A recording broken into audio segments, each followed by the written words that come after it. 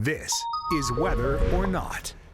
And welcome into the Thursday edition of Weather or Not, and a lot of weather to talk about. What an incredible stretch of weather yesterday evening into last night, into this morning in that area that we were talking about in that level 4 and level 5 risk. Unfortunately, it verified. Yeah, it did verify. It verified big, more and obviously coming too, and we'll get to that. But let's take you to a brand new video that we have here as we begin our coast to coast segment. One of the ones that's kind of taking the internet by storm is the Selmer, Tennessee tornado. Happened just after midnight. Very scary situation because this illuminated only by lightning as this violent and wide tornado worked through Tennessee just north of the Mississippi border late last night. Yeah, and you know, tornadoes are scary anytime you get them in the middle of the night. You can't see anything, and again, the only way you can get a brief glimpse of that tornado is when it is illuminated by that lightning, and you can just occasionally get a glimpse of the size of that tornado there off in the distance. Again, Selmer, Tennessee, likely one of the hardest hit places. Of course, the damage survey is ongoing today. That tornado, though, just one of many that touched down yesterday. Let's take you into Bowman, Arkansas. In Arkansas, really hard hit here. You can see just how violently those tornadoes there are spinning. Not only violently, but also many large tornadoes yesterday. Yeah, large tornadoes, very low precipitation on a lot of these too. And I don't know how this video came to be or why the guy or girl was in the field, but Cato sending us this video, and we were grabbing this video from our sister stations. It's the same one that, if we continue, basically started to get glimpses through. In fact, Ashley grabbed what started out in the Anderson-Tully area, eventually became its original tornado, and then turned violent. That Anderson, the Tully, the Bay area, the Truman area, all that within about 20 miles of each other. Yeah, numerous tornadoes. In a lot of cases, you would get one part of a county getting hit by a tornado. 30 minutes later was getting hit again. One of those areas that took one of those hits, Bay, Arkansas. That's not too far from Jonesboro and Little Rock, and you can see that tornado there off in the distance. One of those numerous tornadoes, and a lot of this video coming from our sister stations there across Arkansas and into Tennessee. And those storms really started getting going in Arkansas yesterday evening, and those were the same ones, as Andrew was mentioning, that progressed their way into Tennessee. Another view here of Bay, Arkansas. That tornado initially was feared to have hit the middle of the town of Bay, Arkansas. Damage surveys, though, coming out on the north side of town, but then went on to a couple other of those towns in and around Bay, Arkansas, Lake City, Arkansas, all taking really bad hits. Yeah, Bay to Lake City is about 12 miles. You go Bay to Truman, it's about 5 miles, and that's where you started to get more of the videos of the large, violent tornado. If you saw some of the videos that were circulating, I know there was one from Fox Weather. This is that same tornado there, this one coming from Taylor. Hard to make out the distance. The good news about this, though, such a rural area that there were no fatalities reported from these tornadoes at this time.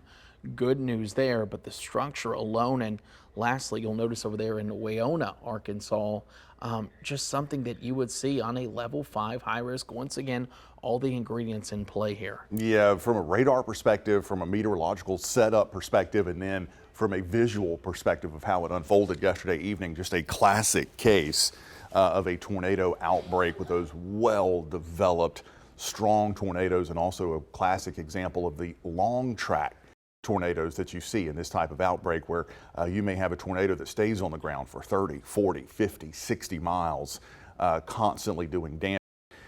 And believe it or not, a lot of these same areas, unfortunately, going to be getting hit again. Yeah, hitting again, and unfortunately, hitting again at night. It even continued. Let's take you over to Indy. Indy picking up on buildings that collapsed. Tornado warning was issued at this time. Unsure, obviously, with the damage, but even in Indiana, Kentucky, West Virginia, Nashville, the city of Nashville had a radar debris signature over top of it overnight. And this is what we're going to be dealing with. Like Jamie said, another thing, though, that we're going to be dealing with happened in Indiana, and I think it's going to happen more area-wide. It's the flooding. They picked up on about 4 inches of rain there in Indianapolis alone. Flooding already a big concern. The problem is this is going to be training over the same areas we're going to see more images of this. We'll likely see more tornado damage as well, but flooding a big concern here as we go not only into tonight, but tomorrow and even now Saturday as well, Jamie. Yeah, as we've been saying for a while now, there's going to be a lot of spots there across Kentucky, Arkansas, Tennessee, southern Indiana, southern Ohio that could end up with over a foot of rain by the time this incredible stretch of severe weather finally comes to an end. Yeah, let's go ahead and let's take it coast to coast, shall we? And we'll start with that severe weather threat. Really over the next 3 days, the same areas that we're talking about, Truman, Lake City, Bay, Arkansas, they're all in the level 3 severe weather risk. Memphis hit hard as well. Selmer, Tennessee, also in that level 3 risk. And this extends basically as another piece of energy is going to ride right along that stalled out front. Yeah, just kind of keep your eye there on Arkansas as we walk through this. Little Rock into Memphis, again, kind of the bullseye today for that level 3 risk. That goes through tonight. Watch what happens as we go through tomorrow. Little Rock to Memphis again through central Arkansas. The area's hard hit last night. And believe it or not, as we head into the day Saturday, yeah, it shifts a little bit south, but overall the severe weather threat just continues. And where we're not seeing as much severe weather, kind of on the north side there through Saturday from Louisville down into Memphis, that's where we're still going to continue to see the flooding downpours in those areas. So a really nasty situation. And yeah, here's future radar.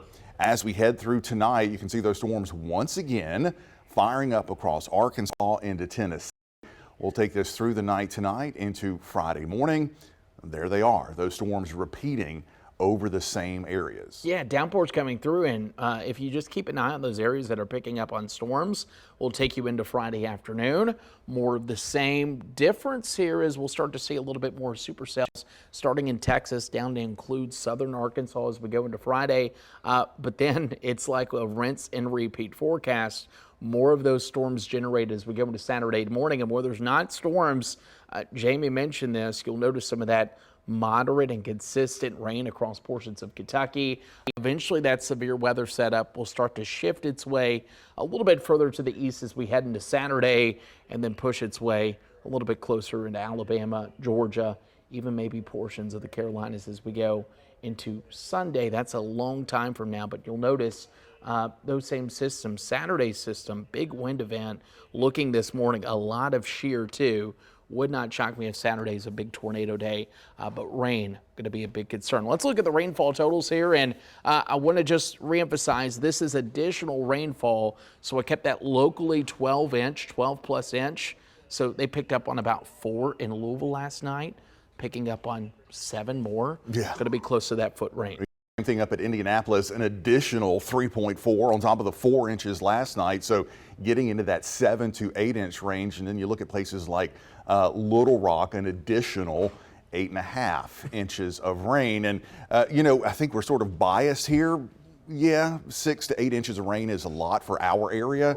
Right. Even 10 inches is a lot. But once you get into places like that that aren't accustomed to those amounts of rain, especially once you start getting into the double digits, the river flooding and flash flooding threat, it is real and it is big as we head through the weekend. Yeah, the soil's completely different up there too in Kentucky. I can just speak from experience, and you're going to have some big time flooding in western Kentucky, western Tennessee, and for sure Arkansas, not to mention where does all that water go?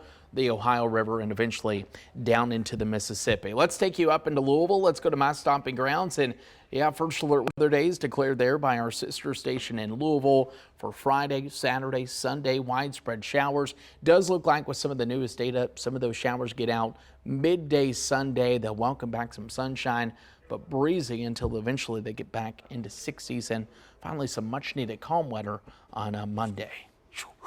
That was a lot. No, it is a lot. And also, too, like, could you imagine? And we've done it with a hurricane, but with a hurricane, once it's done, it's done. Yeah. These chiefs, these Mets, these crews, first responders, got a little bit of a break overnight if they didn't have damage. Coming back today, doing it again the next day. It's going to be a rinse and repeat cycle, so certainly thinking for all of that. Yeah, it is exhausting, and also some of these spots going to be running into issues where there may be tornado damage. Yeah. Certain towns were very hard hit.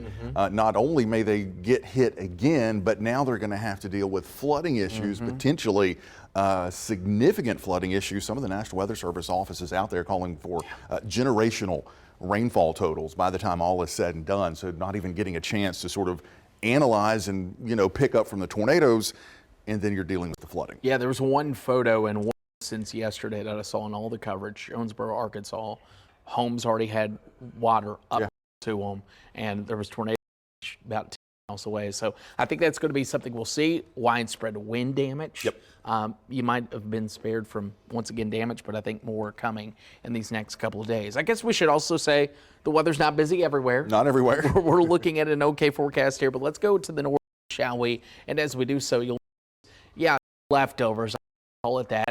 System, one piece of energy going to work its way off the coast, and eventually we'll welcome in more. Showers will build in, especially across Pennsylvania. You'll notice those clouds. That second piece of energy really going to begin to show up. Temperature-wise, you're kind of stuck right in the middle of it. You're not too cold, you're not too warm. 59 in State College, 66 in Baltimore, 50 in Syracuse. They'll certainly take that. Yeah, all right. Let's take you into New York City and kind of a gloomy forecast here. Quick weekend trip up there.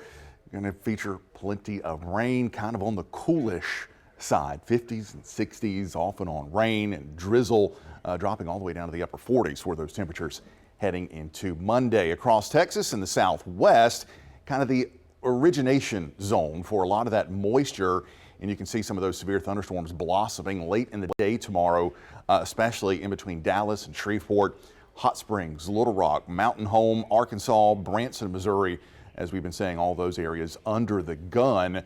The rest of the Southwest actually fairly quiet, although there could be some additional thunderstorms developing there across parts of eastern New Mexico. Yeah, temperature-wise, you'll be able to tell exactly where that system is originating. Fire hose of moisture and humidity. 100 in Laredo, 89 in Corpus Christi. Meanwhile, you go up in Lubbock, 59 degrees, even holding on to 55 there in Santa Fe. Let's take you out to the West Coast, and while things are quiet, you'll look at clear skies through your Friday morning.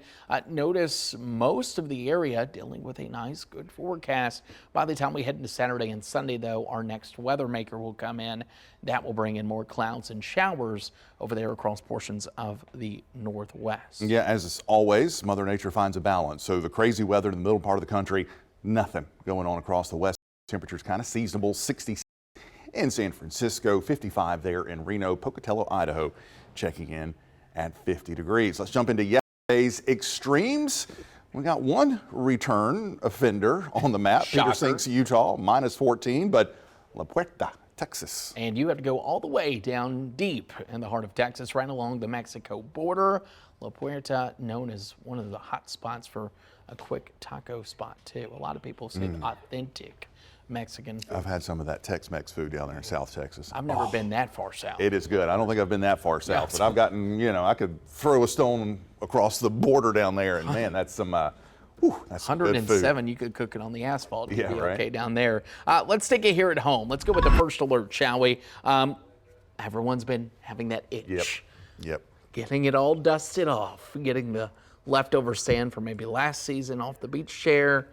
It's the weekend. This is the weekend. Yeah, this is the one, by far the first really good beach weekend we have seen this year, and the forecast is simple. We'll just slap an 80 on Saturday and Sunday, slap on some sunscreen, and call it a weekend. Yeah, and I think 80 is going to be very common in the Grand Strand. Also, we said this, I think, yesterday, apply the sunscreen. Yeah. You won't feel like you need it. Yeah. But trust me, if you don't, you're going to look like a lobster either come Sunday or come Monday, depending on what day. The sun angle this time of the year is very intense, and you can get a burn, even though it doesn't feel like it does out there on the beach in June and July. You will definitely be racking up that burn. We're also going to keep that heat going. As we take you into Darlington this weekend, as you mentioned it yesterday, feeling more like the big race in September. Yeah. With those temperatures way up into the upper 80s to 90. Yeah, Cookout Southern 500 in September. Typically, our forecast is 88 with humidity. There will be a touch of humidity, but for an early taste of summer, yeah, this is certainly going to be a little bit of a shock to the system. They'll do fine. I can already picture it. Couple beverages, they'll be set to go there at the track. Too tough to take. And I'm seeing a lot of raccoon eyes by Monday, especially if you're on the sunny side of the Yes, track. I can see that for sure. Let's go ahead and talk about what many of you are probably expecting. If you missed it, the drought update, 1% increase for South Carolina. The caveat to that is it was a 10% increase in Georgetown County, which means we need some rain. I think we get it coming next week. I'm getting more and more impressed with this system coming in for Monday because it may be really just what we need. A good soaking rain minus the threat of severe weather. This is future radar taking us into Monday. Yeah, get some yellows and reds on there. That's not really thunderstorms, although a rumble of thunder would be possible. Instead, that's just more of a really good, solid, soaking rain that may actually get a little shot in the arm as we head into Monday evening, into Monday night, keeping that rain going until it finally kind of tapers off as we work our way into Tuesday morning and Tuesday afternoon. Then we'll usher in a lot cooler air, but boy, we could really use this. And while the rainfall totals are different, I'm optimistic that both models have rain kind of stalling out briefly. Another piece of energy coming in here. So yes, while the Euro might say 2+ in some spots, I still like 1 to 2 in areas that need it. Let's hope we can stay on to that. Yeah, let's really hope, that, as you mentioned, that we could stay on this. I feel like we sort of broke the trend on Monday of this week. I would agree with previous that. systems coming in have all sort of just fallen apart down to nothing but a sprinkle and a puff of wind. Mondays held together, did good, dropped some good rain. This one, maybe it's going to hold together as well. We're not seeing the numbers on the models at least dropping like we have with the past couple of systems, especially through late February into March. And you know what? Temperatures help. We're going to be warm. We're going to have enough of that instability. It won't be thunderstorms, but it will be enough to maintain it. The ocean's getting a little bit warmer. Let's knock on wood. Yeah. And once again, pray. Hey, while we go into the weekend and we're talking about the weekend forecast, I'd love to see how you're celebrating your weekend, whether that's the beach, whether that's Darlington, whether it's a tea time, whether it's happy hour. Maybe it's actually, don't do it yet, but maybe it's getting the garden ready. You're looking at our See It, Snap It, Send It. Send us a photo, scan this QR code, and who knows, you might be showcased next week and say, don't get the garden ready because still not fully sold on maybe frost potential inland next week. Much more on that later. Inland. Inland, I'm not going to do for some of my glory. gardening this weekend, Yeah. for sure. Inland. But inland, Conway, Aner, questionable. yeah. It's going to be really close. It's going to be close. It might be one of those 36 Yeah, kind of nights coming up for late next week. So that's obviously something we'll keep an eye on. Also going to continue to keep an eye on the second round of severe weather that takes place as we head through today into tonight. And again, into the weekend. Of course, we'll have the very latest coming up on tomorrow's episode. Yeah, Friday happy hour. Can't wait. And of course, if y'all have anything you want to see, let us know. For now, we will leave it here and we'll see you tomorrow on Whether or Not.